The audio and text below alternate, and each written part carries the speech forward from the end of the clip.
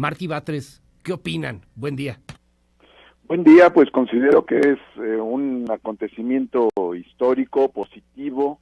La resolución que ha tomado la Corte permite darle por primera vez viabilidad, ejercicio a lo dispuesto en el artículo 35 de la Constitución. Esto que está establecido desde hace más o menos una década o un poco más, pero pues era simplemente una declaración, ahora se convierte en algo real. Puede haber consultas. La Corte negó todas las solicitudes de consulta que se hicieron en años pasados. Uh-huh.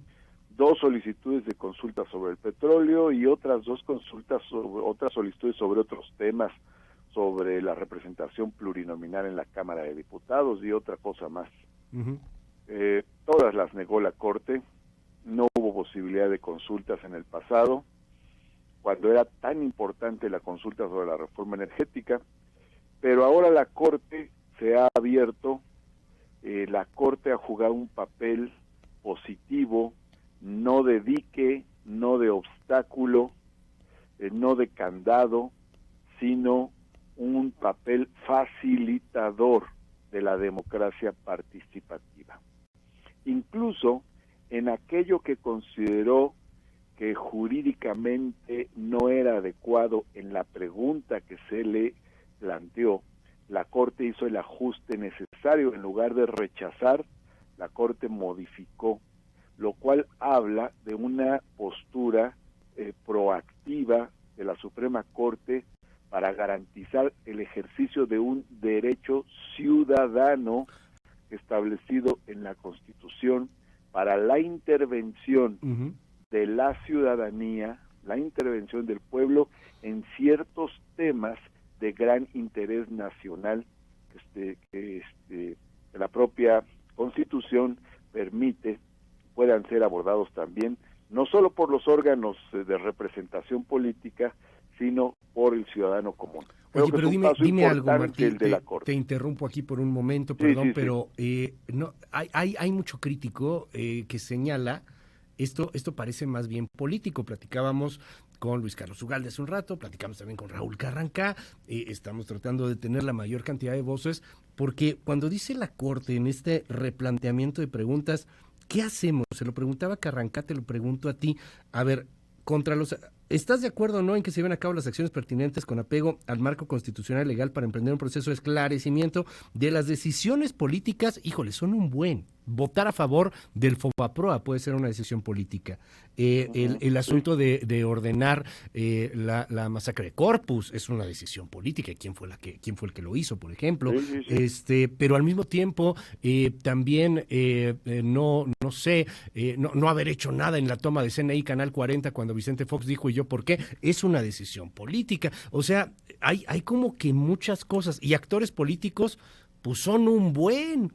O sea, no parece esto como una especie de galimatías, como demasiado abierto, tan abierto, que al final el todo es la nada.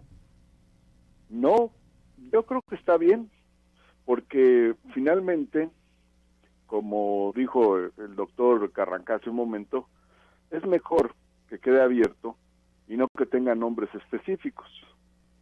Así, abierto, los órganos encargados de hacer este tipo de investigaciones, seguimiento, incluso persecuciones y administración de la justicia, podrán hacerlo de una manera más plena. Porque son muchos casos donde se demanda justicia históricamente por el pueblo. Tú has mencionado varios ejemplos magníficos. O sea, mencionaste el 10 de junio del 71, uh-huh. el FOBAPROA, y a eso podríamos agregar muchos más, ¿no? Pues está las matanzas de Aguas Blancas, el Charco, está el tema de la guerra sucia, está el tema de la guerra contra el narco, en fin, está la forma en que se hicieron varias privatizaciones, ¿A quién lleva esto? Hay una exigencia de justicia en todo eso, pero la pregunta que deja la Corte además establece con apego a la legalidad, es decir, se tendrán que respetar para todas estas investigaciones, seguimientos en su caso, claro, pues los ordenamientos legales correspondientes. ¿Y quién está Creo obligado, Martín? Perdón, ¿quién está obligado? Yo le preguntaba al doctor Carranca, y bueno, desde una perspectiva jurídica, dice puede llegar a ser la Fiscalía, pero también hay ciertas limitantes porque la Fiscalía es autónoma, no hay una vinculación directa, y eso también fue claro la Corte el día de ayer. A lo mejor se tendrá que crear una comisión de la verdad, y eso no lo crea una Fiscalía, lo tiene que crear más bien como que una cosa política. Porque son varios órganos los que pueden intervenir en procesos como los que se están abriendo. Okay. Es decir, para hacer justicia, para procurar y administrar justicia, intervienen la Fiscalía en lo federal, intervienen las fiscalías locales, interviene el Poder Judicial Federal, intervienen los poderes judiciales locales. Pero aparte hay otros mecanismos de justicia. El propio Congreso de la Unión tiene la posibilidad del juicio político y tiene otros instrumentos. Pero para nada de eso necesita hacer una consulta, pues. Pues si no se necesita una consulta, la gran pregunta es ¿por qué no se ha hecho? Es decir, hay una situación política también. Hay una situación política de impunidad histórica, de inmunidad fáctica. Es decir, sí, porque alguien puede decirme, es que no se necesita consulta para eso, ¿correcto? Desde el punto de vista formal no se necesita consulta para eso. Sin embargo, la otra pregunta que sigue, ¿y por qué no sucedió? Pues porque digamos que porque no estaban ustedes, pues, pero ya están. No sucedió. Ya tienen el poder, ¿por qué no? Por un factor político histórico, es decir, porque se ha considerado que son temas intocables y se requería también la participación de la sociedad para que esto ocurriera. Y la participación de la sociedad llevó a este cambio político al que te refieres en este momento, pero esa participación de la sociedad no se limita ni puede limitarse al día de las elecciones del 1 de julio del 2018. Es una participación de la ciudadanía, de la sociedad que continúa, y este vehículo, de la consulta, es una forma de la participación de la sociedad en asuntos que le interesan esclarecer a la sociedad. Yo lo veo muy positivamente. Martí Batres, te aprecio estos minutos aquí en MBS y siempre la apertura para poder platicar. Perdón, Luis, y jurídicamente muy sólido también. Siempre abiertos, Martí, y de verdad, gracias, Luis. Mil gracias. Te mando un abrazo.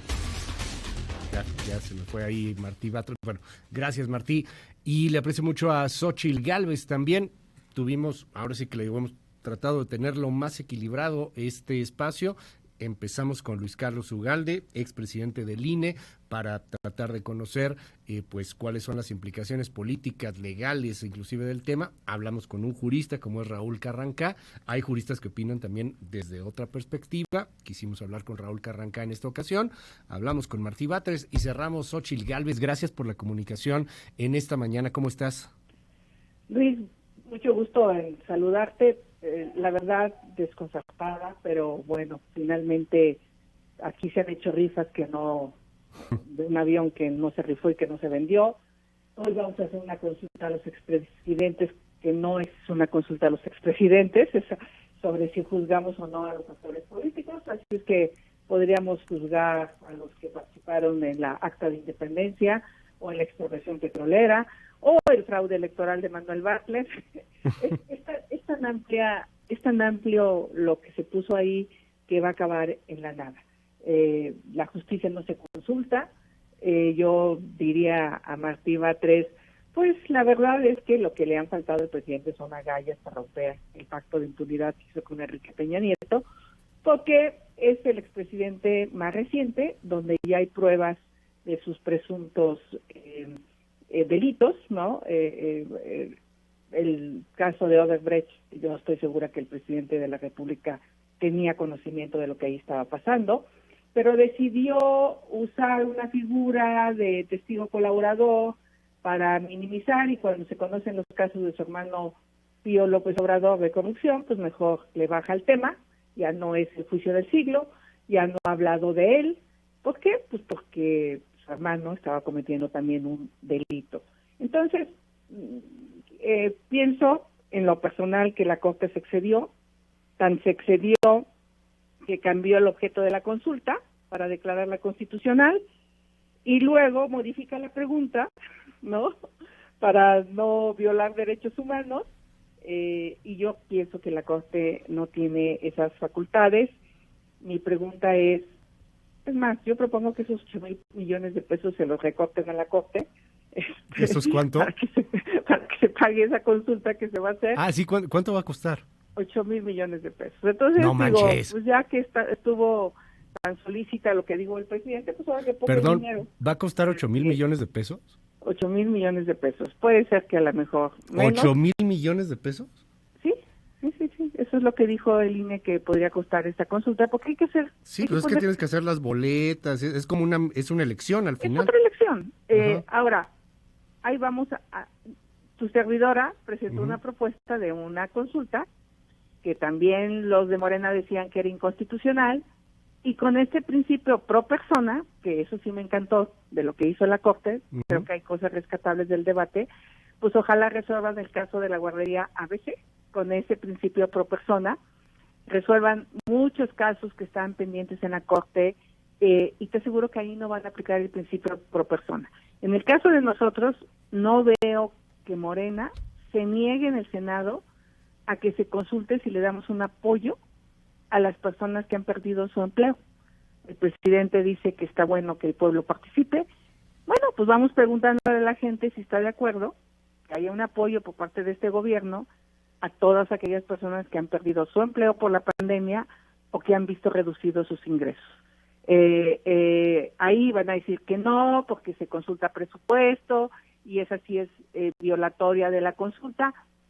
Es un enredo porque el presidente quiere que hablemos de esto y no hablemos de las cerca de 80,000 personas oficiales, porque extraoficiales deben de ser más de 150,000 y ya hay datos claros de esta cantidad de personas, ya hay un reporte del exceso de mortalidad. ¿Cuánto cuesta el programa?